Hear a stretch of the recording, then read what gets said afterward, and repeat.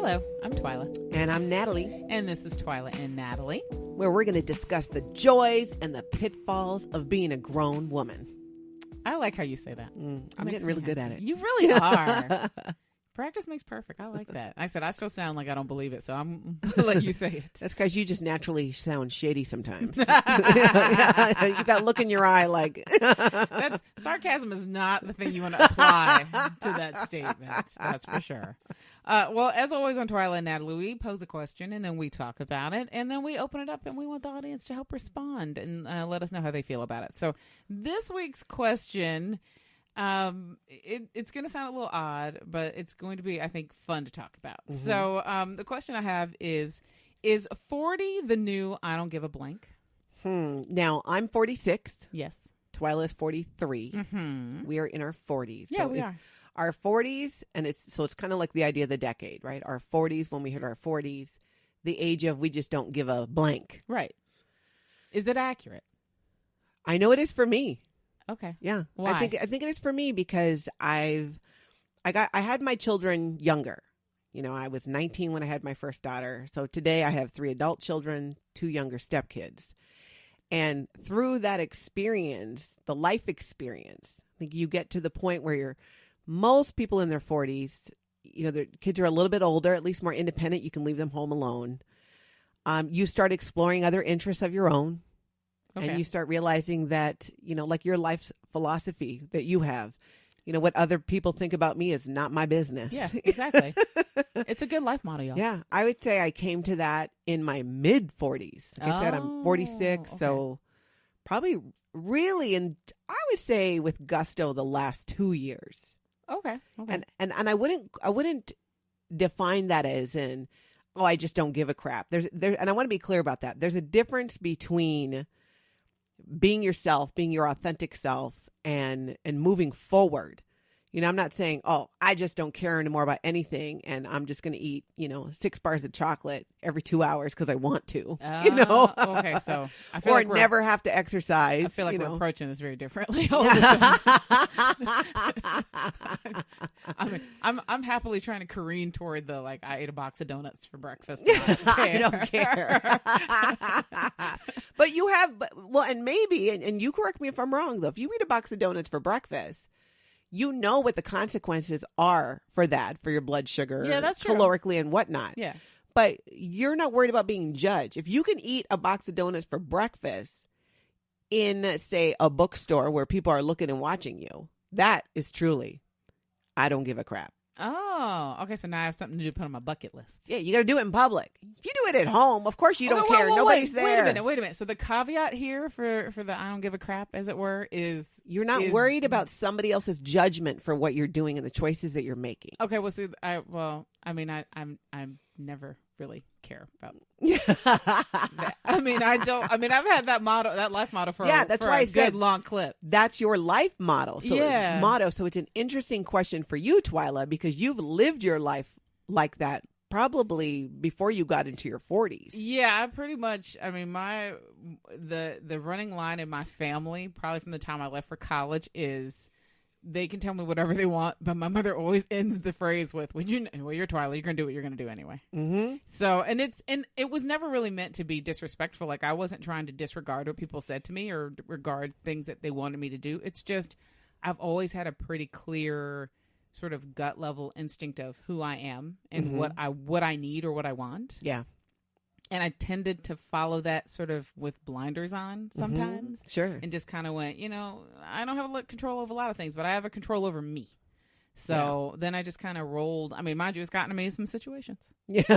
Not going to say it all worked out. Well, it's not always without consequence. Yeah, there's consequences. We all have rights and freedoms, but it's not freedom from consequence. Yeah, that's true. Now, I found it interesting to ask the question, particularly at 40, mm-hmm. because I've noticed in the last few years, a lot of my friends are crossing that milestone, that 40 milestone. Yeah. Well, do you see that with them? Are they kind of paying less care to what other people think? Yeah, we were having sort of a discussion where we were kind of comparing sort of like, well, how did 40 go for you and what did 40 feel like for you?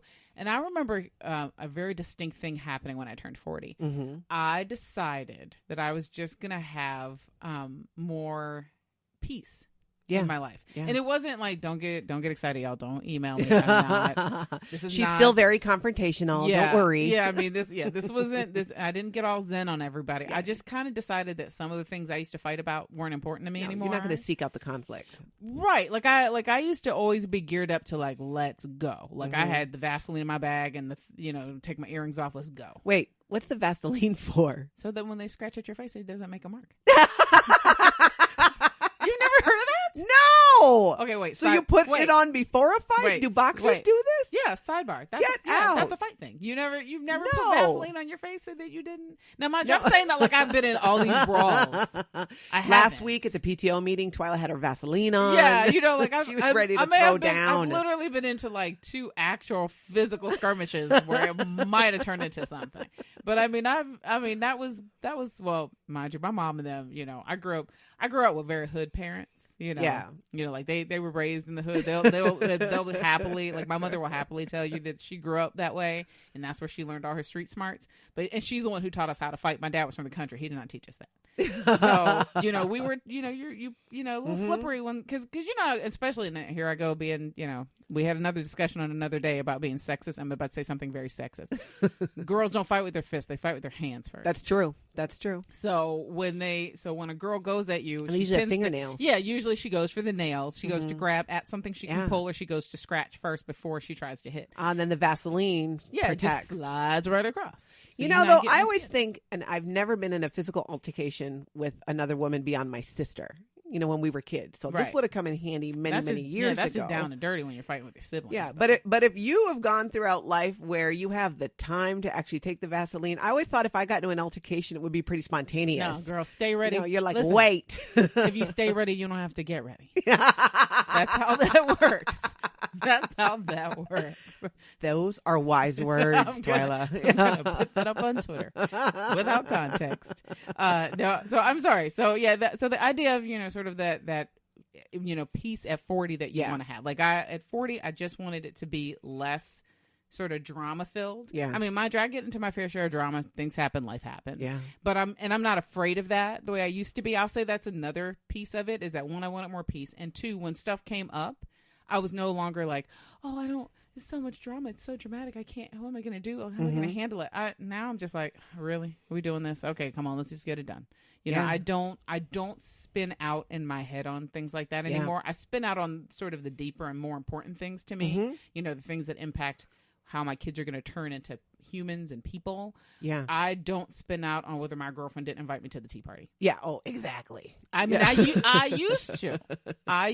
It used to be very, like, oh, we're all going to go have breakfast, and I really don't want to sit next to, so-and-so. Can you make sure you get there 5 minutes ahead so we can sit together? Like, where you really think about that kind of, like, you put way too much thought into that kind of thing. Yeah. And now I just show up, and I'm like, oh, homegirl sitting next to me, and I don't really like her that much. I'm going to buy her a drink. I bet you she'll be a fun drunk tonight. That's right. I'll get a drunk. Yeah, that's, but that's a kind of, like, I try not to spin out in that anymore. And I notice a lot of my girlfriends are all at that point, too, where we don't really care as much about, the little bit of cellulite or that 5 pounds we couldn't lose. You want to enjoy the experience. I think for me in my 40s, the changes was no longer trying to hide my imperfections. And I don't mean physically. Yeah. I mean, I'm the person who, when my son was in elementary school, would pack fake lunches. I knew he wouldn't eat the vegetables. I just put him in there. Wait. Yeah. Wait. Decoy lunches. I have known you for a long time. Yeah. You used to pack decoy. Please. Yes. Wait. Okay, please. I'm sorry. This is going to be a whole show of sidebars. I cannot let this continue without knowing the dynamics. So I pack a lunch, the sandwich in which I knew he would eat. And then I would cut up vegetables and put him in part of it, and maybe some fruit. I know he would not touch the fruit or the vegetables. But when he opened the lunch at school, the teachers would see it and go, oh, look at that. His mom, Natalie, made such a great lunch. That is what, once I hit my 40s, I was done doing, realizing I'm exhausted trying to pretend I'm something I'm not.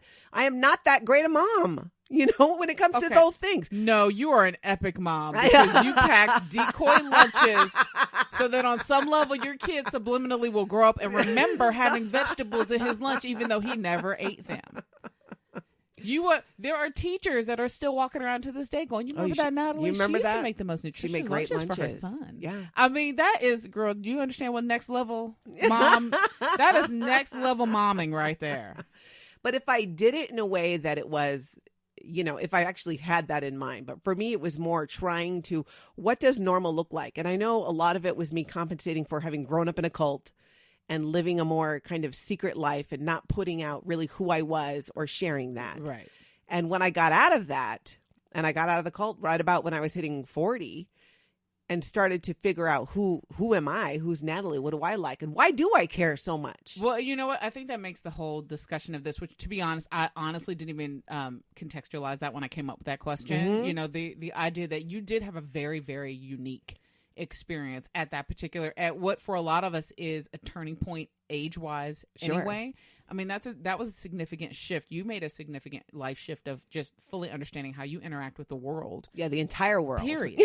Yeah, like that's. I just made a shift on how I interacted, with myself and the people that I love. Mm-hmm. Like it didn't. Me turning 40 didn't impact, like other things outside of the people that I deal with on a daily basis. Yeah. But you really you walked into an entirely new sort of life scenario.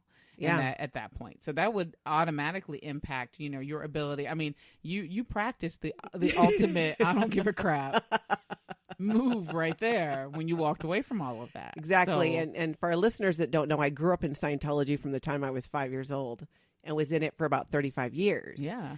But getting to that point of realizing, I don't need to do the decoy lunch. He's not going to eat vegetables. He doesn't eat vegetables. He would always say, I'm a meatitarian. I only eat meat.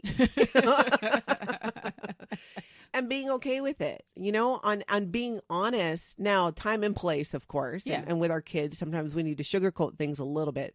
But I'm so much more honest with my kids and even my stepkids.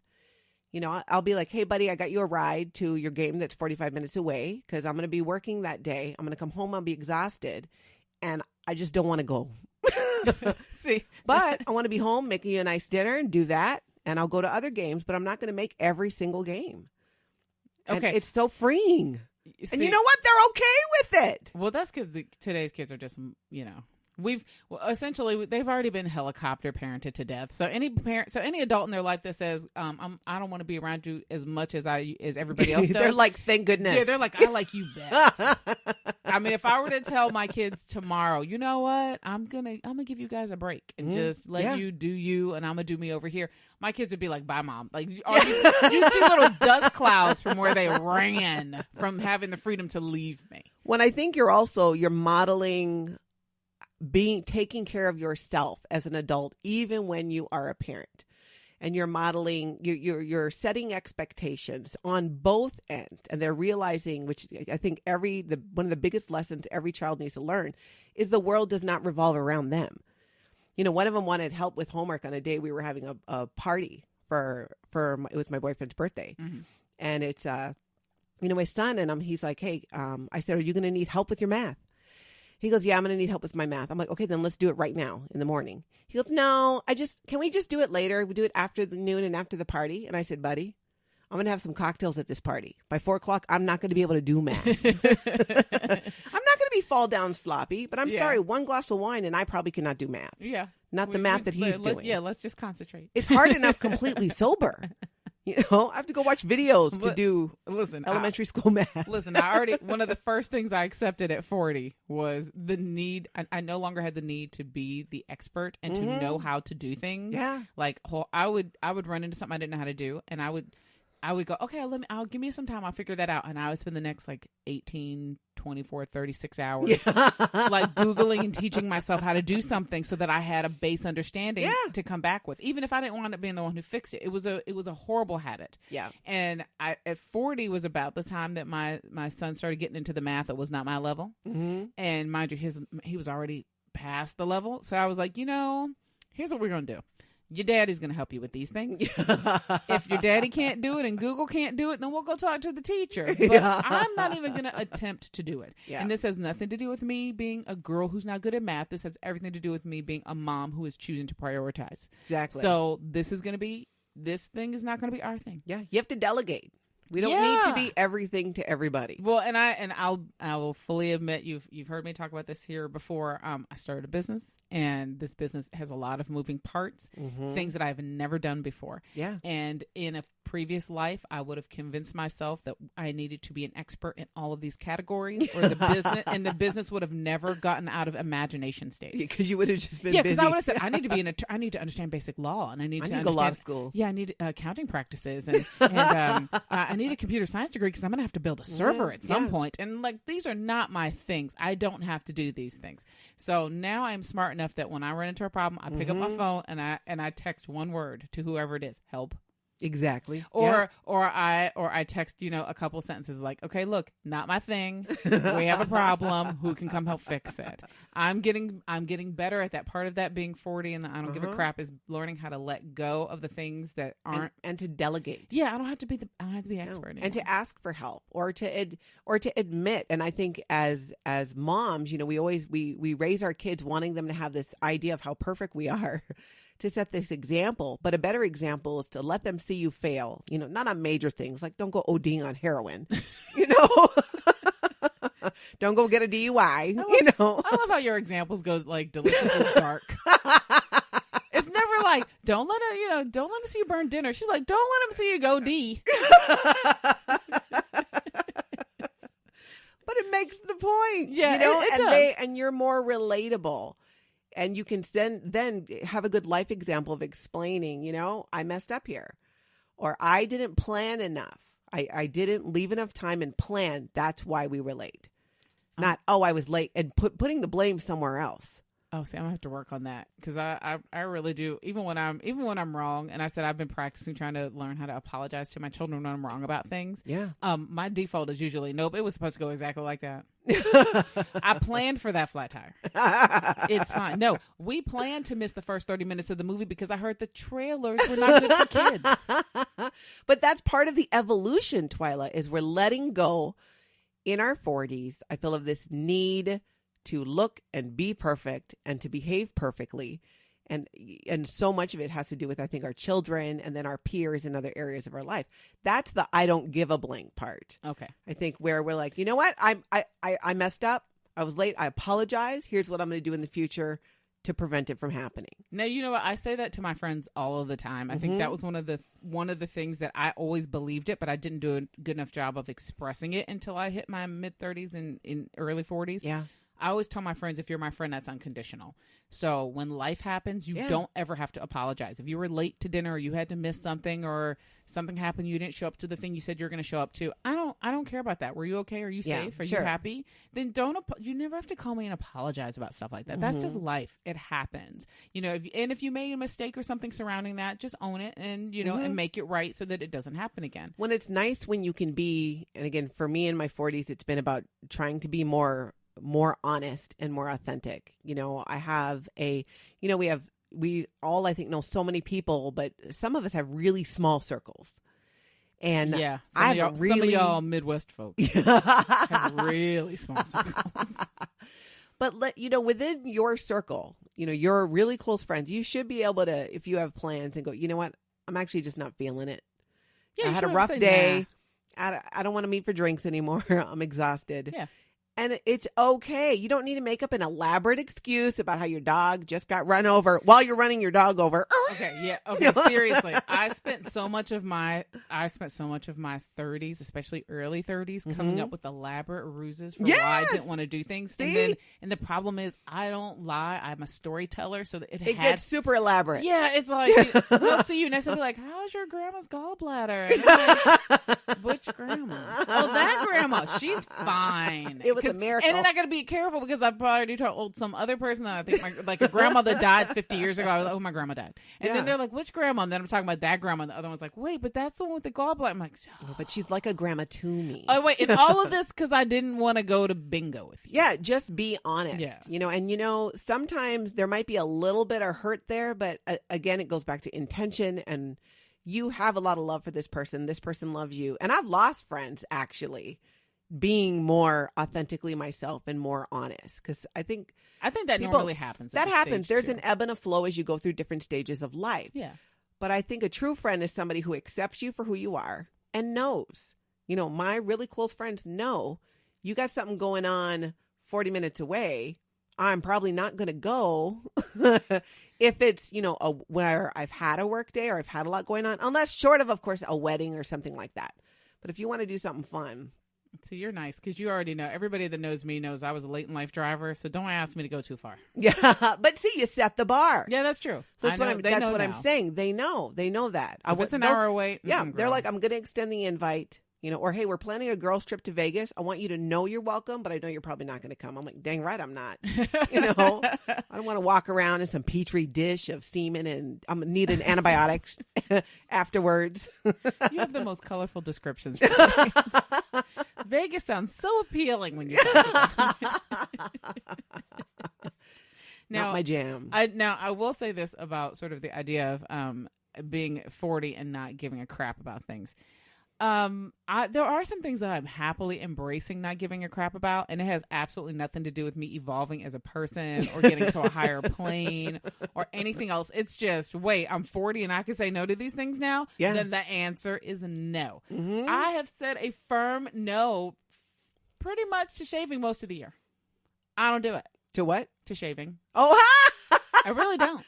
Shaving your legs and your underarms? Pretty much, yeah. Because I'm all about, I'm like, you know, it's winter, then there's just going to be a good old warmth layer. Because I ain't worried about it. But what about not winter? I mean, I make exceptions for the summer because I still like to look cute. I do. But I'll even say this.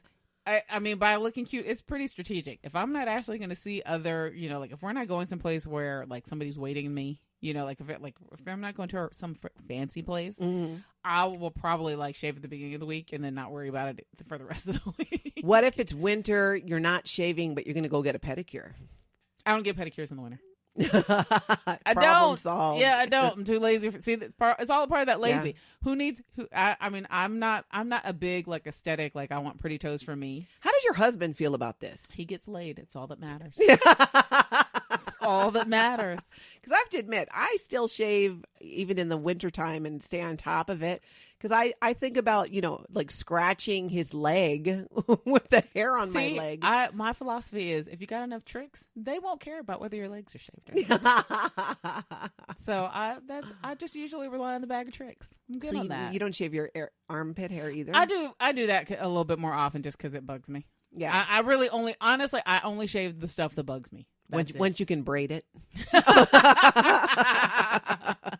When it looks like you're arm wrestling somebody, yeah. You should probably address it. And mind you, I'm about to run into a real problem because in our household, we now have kids old enough that they're debating about whether they should start shaving or not. Sure. And that's kind of like how do you want to teach them about it versus how you want to, you know, like, do I teach you this is the standard or do I teach you to go by my standard? Because my standard isn't the standard for everybody. Yeah. And it is personal preference. Yeah. I like it. I like to, you know, keep shaved legs. I don't grow that much hair anyways. Well, wait, is that something that happened at midlife too for you? No, I've always wanted to shave my legs. No, I mean like the actual hair growth. Oh, that it's lessened? Yeah. I think so. Yeah, see, I got excited. And here's why I'm really excited about the current age I'm at. One, I don't care. And two, it takes a while for it. Like I actually have full tilt like areas that are just smooth now on my leg. Which is I don't shave above the knee. Okay, wait. High five. We had to hear the sound effect. Okay. Okay, wait. Thank you. Okay, high five. Because who taught you not to do that? I don't know. I think I just didn't have hair there. Okay, or very little. My mama told me it would get thick. My mama told me that heifers shaved above the knee, so don't do it.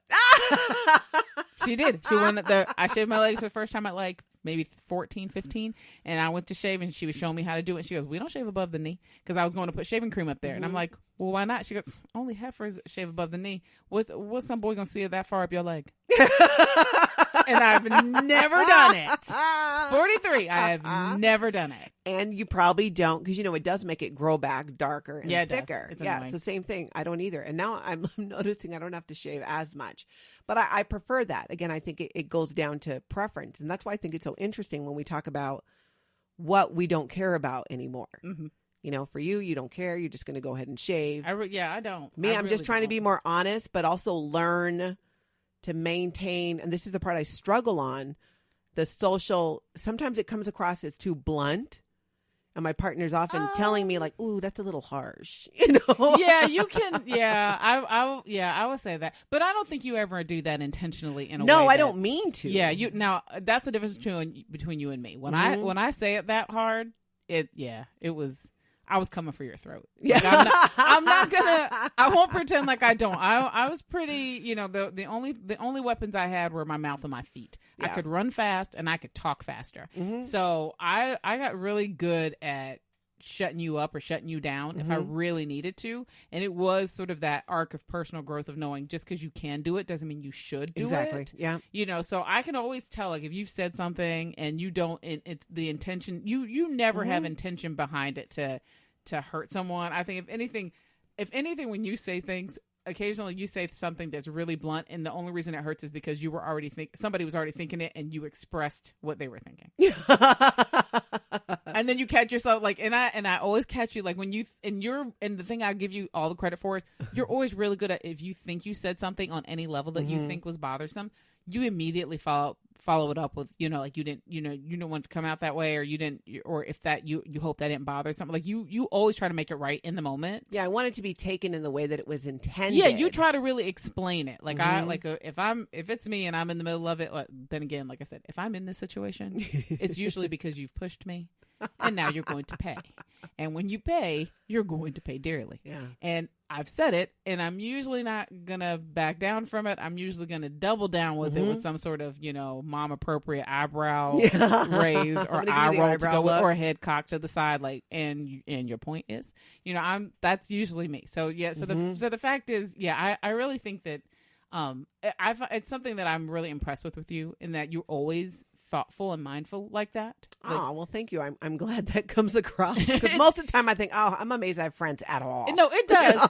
and I remember, like, when in our early days of working together, like there would be some points where you would say something. We used to do live radio together. Yeah. And you would say stuff on the air, and you couldn't see the producer, only I could see the producer.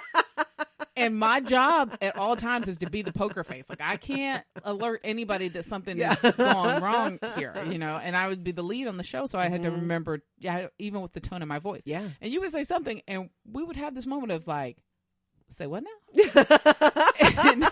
and the producer didn't have to hide like her surprise, because I can't see her. Right. Yeah. And it would be my job to sort of navigate around the thing you said, without one stepping on you and your ability to, you know, to express yourself, but two, like, girl, I think you just we're about to get, like, the phone are about to light up. Yeah. We need to fix this. How do we fix this?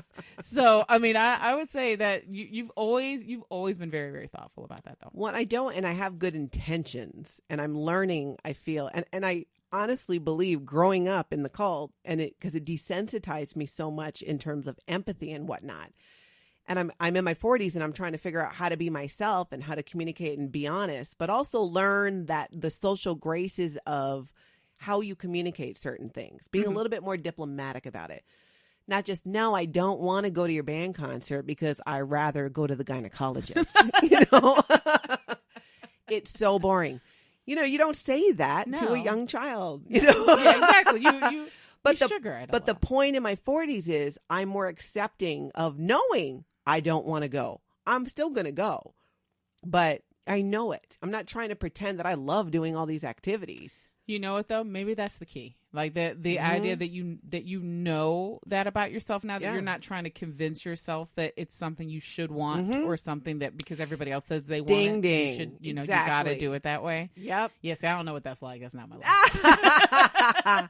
That is it. And I have, you know, my older kids help. You know, I remember when I didn't want to go to my son's high school graduation because I'm like, 3 hours of speeches? No, thank you. I heard I can live stream it. And I was telling my daughter, you can live stream this. I don't need to go. And she's like, oh, Mom, you do. You do have to actually be there. That's the thing that there are certain things that fall into the therapy category.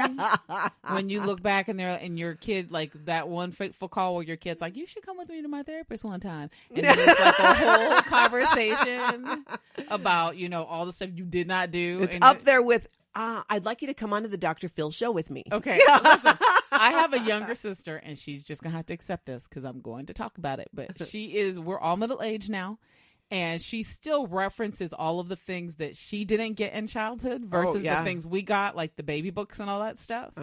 And I mean, is she the youngest? Yes, she's absolutely the youngest. But that is the only part of her life where she lives in that headspace where if you let her trip that trigger, it's all day. It's like, I had to make my own baby books. I had to make my own. And I'm like, but I mean, you're all right. Like, it's not. Yeah, you're fine. Get over it. Yeah, you're not stunted or anything. I mean, I'm still your big sister. You're lucky. You go have 3 kids and figure out how hard that is or easy you think it is to do that. Yeah, so I mean, that's, there are those certain things where if you got to be careful because there are little timestamps that people carry their whole lives based on those kinds of things. Not giving a crap in your 40s is a good thing. We just need to temper it with social graces. Do we have part to? of it? Yeah, I keep being told. I think I would just prefer to know that I don't give a crap. And if I can keep you from knowing that the times when I don't give a crap are not also filled with disdain. Yeah, and that you know that you know who you are and you're accepting of, you know what your strengths are, you know what your weaknesses are, and you're okay with it. And you're good with it. Okay. I think that's kind of it. Well, it's going to be interesting when we get to 50, isn't it? To say the least. Maybe in our 50s, it's I don't give a crap and I'm going to be rude. No, that's 60. That's 60? That's what we have to wait for? Yeah, for sure. I just want to know the age when I can, when my grandkids bring friends home from college, I can play, grab ass with them. I'm going to go for a solid 65. Yeah. You have to look old enough that you seem harmless and not predatory. Unfortunately, I am cursed with the gift of looking young. Yes, so we might have to push to be 70. Yeah, we don't crack for a while, so we might have to push that up a little bit further. All right, as always, we want to hear your opinions. We want to hear what you think. We want to hear your commentary on everything. So you need to go to Facebook, go into the search bar and hit Matriarch Digital Media. You should have already liked the page by now so that you're just getting the updates from us. But if you haven't liked the page, and what you'll see on the page on the one right-hand side is a little button that says Send Message. Hit that button. Let us know what you're thinking. Ask us more questions. Tell us more stuff you want to hear us talk about. And make sure you tag Twyla and Natalie in that message so that we know it's for us. And then we'll be able to get back with you. As we've said before, we will listen to what you have to say. We may not just do what you say, but we'll always listen. You will be heard. Exactly. So thanks for listening. Stay tuned.